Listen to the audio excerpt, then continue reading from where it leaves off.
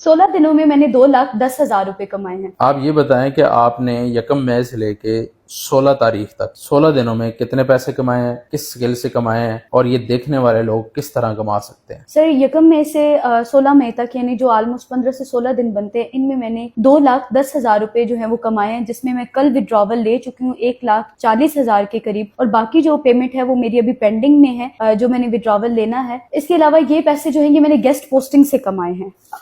ठीक है, यहाँ तक तो हमें पता चल गया कि आपने गेस्ट पोस्टिंग से कमाया है, लेकिन दूसरे लोग किस तरह कमा सकते हैं? और मुझे जहाँ तक लग रहा है कि आपने इस महीने पैसे कम कमाए हैं।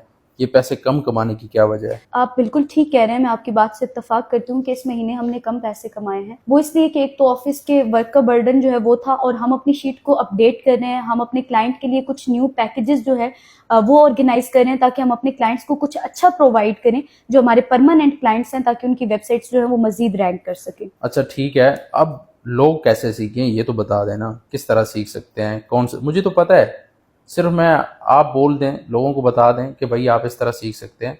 ये नहीं है कि मुझे पता नहीं है, मैं इस तरह बोल रहा हूँ, मुझे भी पता है, लेकिन आप लोगों को बताएं कि लोग किस तरह सीख सकते हैं, वो किस तरह पैसे कमा सकते हैं।